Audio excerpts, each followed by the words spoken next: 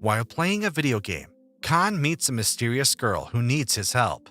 After he agreed, he was summoned to another world and falls on the leader of the squad that attacked the princess. Taking advantage of the resulting confusion, the princess's party flees, taking Khan with them. Still unaware of what is happening, he decides to travel with them until he finds out how to get home. His new company consists of the swordsman Steel Sanglain, the maid Mariandel, and the princess Charlotte Juptrish. In the city they were passing through, they are attacked by enemy knights, whom they manage to escape. On their way out, they encounter a powerful opponent, Eric, who defeats the group with no problem. While Eric is preparing for ultimate attack, Khan leaps to his feet and stomps on his nuts. Then he steals his sword and continues his journey with the group. Khan does not want to be the princess's servant and simply wishes to return home. While figuring out what to do next, he and Sanglain try out the sword he took. It turns out that the sword derives its power from alma crystals that can only be activated by a select few. Before he could test it, Khan is called by the princess, who explains to him that the future of the world depends on her marriage and that he must protect her, which he does not think he can do. While Khan tries to explain to her that he isn't strong but lucky, Eric attacks them with his army. Khan unleashes the sword's power, and he and Eric find themselves in a duel again. Weakened by the injury from last time, Eric can't control his attacks, and Khan finds a chance to hit him again in the same spot. The army retreats, and the team continues their journey, not knowing that they're followed by a woman who brought Khan into this world. She sends her pet to do the work for her. Her animal quickly catches up with the group and tries to make friends with Khan, who to everyone's surprise reacts violently to the animal's presence. And while the others try to convince him to accept the little one, he aggressively refuses and they continue on. However, the next morning, that animal appears in Khan's room. He still demands to drive it away, but this time the rest of the team wants the pet to stay, and Khan is forced to spend time with it. In various ways, he tries to hurt the new member of the team, but he's stopped by his comrades, who demand an explanation. After a short argument, he reveals to them the story about the two cats, who even though he saved them, still hated him, which is why he refuses to give his attention to cute animals again. With the persuasion of his teammates, he gives this animal a second chance, but it ends up hating him. Although against Khan's will, this flying mouse still joins the team, and the mysterious woman continues to follow them. As the group continues their journey towards the capital, Eric temporarily withdraws from his position. He goes home with his subordinate named Variation, where his fiancée Amelia is waiting for him. Ashamed of the injuries he survived, Eric's behavior leads to a series of misunderstandings with her. He is joined in the villa by his friends. Limpus and Gabrielle secretly come up with a plan to marry Eric because of his family power. Gabrielle tries to seduce him using a special medicine but fails, so Limpus and he arrange a duel. The next day, Eric comes to the battlefield, but an unpleasant surprise awaits him. Knowing that he could not defeat him, Limpus hired men to fight Eric. However, wanting to make up for the misunderstandings, Eric wins with little effort. After defeating the humans, his new enemy is a monstrous bird. After a hard fight, he is at the end of his strength, but seeing his fiancée, he still gets up and wins. Having solved all the problems with his fiancée, Eric now continues his journey with Variation, so they go to the thermal springs and Eric can recover. The group arrives at the beach, but right after his arrival, Khan is bothered by the fact that Mariandel is trans. Due to his constant displeasure, Sanglain and the princess decide to tell him the story of Mariandel's life as a man. Although she was the youngest, her father chose her as the heir, which triggered one of her brothers. He killed their father and accused Mariandel of murder, so she runs away. After that, she meets a girl with whom she falls in love, but the girl soon dies.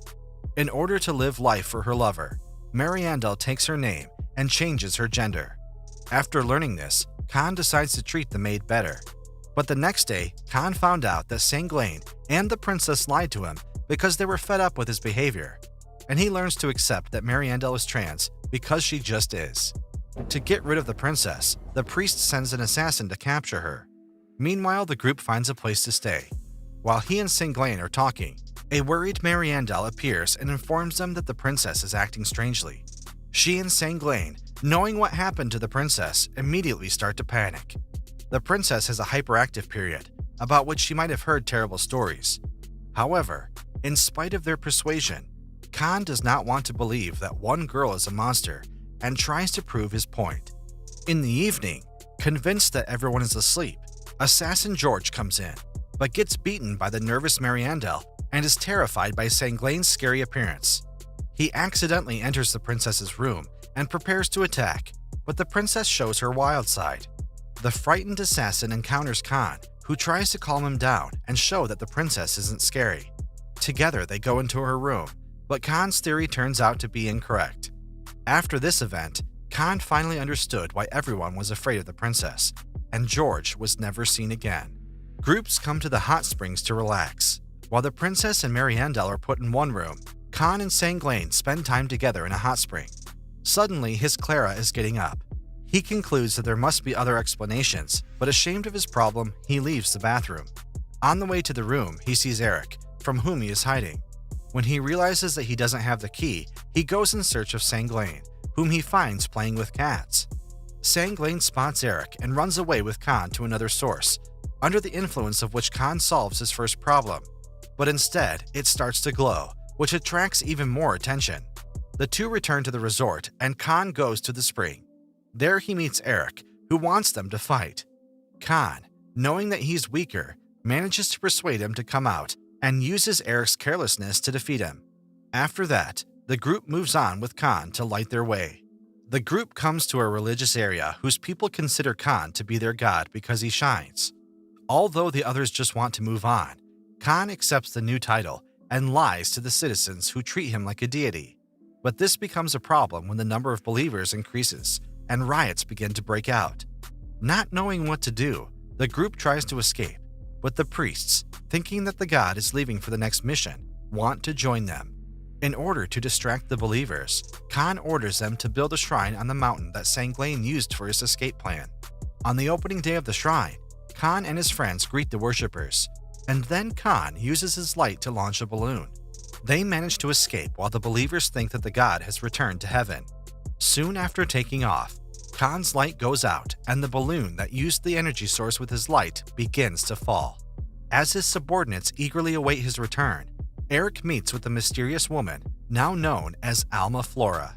During that time, Eric's comrades argue about who is his right-hand man, so they go hunting where they will show who is the strongest. They do well against the smaller monster, but as soon as the bigger one appears, they run into trouble. Fortunately, Eric appears and saves them. Proud of their determination to show their strength, Eric asks them to help him fight Khan. After a few months spent in this world, Khan begins to miss home and his old habits. Thinking about all the things he doesn't have, he starts acting strangely. First, he makes a controller out of wood. Then he pretends to play games and watch TV. During this time, wanting to help him, his comrades come up with ways to remind him of home. He's looking for the fast food he ate at home, but people don't have such ingredients here. That's why they decide to improvise those ingredients, and they succeed in making a hamburger. However, this was not enough to improve Khan's condition, so Mariandel gives him a book similar to a teenage magazine, but even that is not enough. Sanglane, tired of Khan's behavior, took him to the arena where illegal fights are held and forced him to participate. Khan manages to get to the final round, but frightened, he decides to run away. However, in the end, he returned to normal. Eric once again attacks Khan's party, but this time it's different.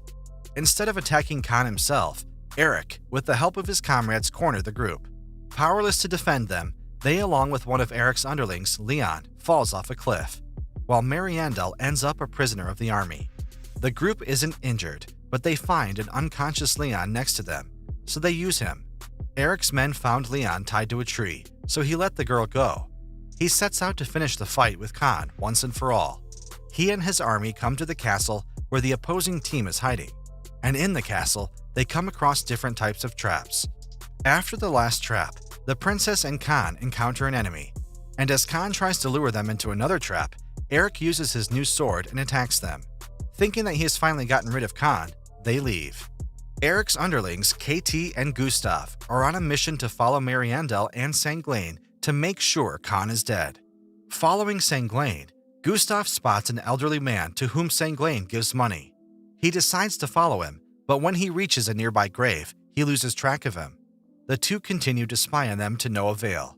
However, when Mariandel goes out one evening, Gustav decides to follow her in the hope of finding out if Khan is alive. He followed her to a bar. Tired of pretending and hiding, he sits down next to Mariandel and addresses her directly. She explains to him that this is how she fights with grief, and there is no reason to fight anymore. Gustav believes her, and the next day he and KT are preparing to leave.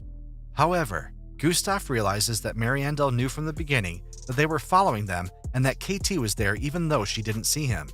After they found out that these two disappeared, the duo decided to go to the cemetery where Gustav last saw the men. There, they see Mariandel and Sanglane organizing a funeral for their friends. The two soldiers leave, and the remaining members of the princess's team continue on their way. After leaving the previous city, Sanglane and Mariandel meet up with Khan and the princess who survived the fight with Eric, thanks to the mirror trap. Now they can continue their journey normally without surprise attacks. They arrive in the next town, and Khan suddenly falls ill. While walking, they run into an overly cheerful girl who immediately falls in love with Khan and starts following him. After he decides to visit the doctor, Khan is attacked by this girl named Miranda, who made up scenarios in her head and now thinks that they're lovers. In order to protect him, Mariandel decides to go with him to the doctor. But the girl, jealous of Mariandel, attacks them again. After he leaves the doctor, the girl attacks him again because she thinks he will confess his feelings to her. Khan, not knowing what is happening, tries to run away, but the girl forces him into a duel, in which Khan loses, and now he must not resist the girl. After most of the bones in the body are broken, the group leaves. The group arrives at the port, but Sanglane fails to provide the ship. The team separates, and in search of a toilet, Khan notices their pet can talk and uses some device for communication. When Khan confronts him, he learns that he is much closer to a human than an animal. After abusing him a bit, the pet tells Khan that he is imbued with Alma magic and that he was sent to watch him. When he tells his friends about this, the pet starts acting cute as usual. He chose to use force in order to get him to confess, and although he was successful, his teammates weren't overly surprised. The group finally cuts to the capital, where the princess's fiancé is already talking to her father. After greeting her father, the princess and her friends return to their chambers. Before that, the king tells Khan that if he wants to know something about Olvidia, the country they believe he came from, he can ask a royal astrologer. He decides to visit him, but gets lost on the way there. He's helped by his pet mouse, who takes him to some illegal gatherings whose leaders attack Khan. But in the end, they end up in conflict with each other. Khan uses that to escape and reaches the tower where the astrologist is, but he doesn't know how to help Khan. Then a woman's voice appears and tells him to go to Jugla Burke, where he will find his answers.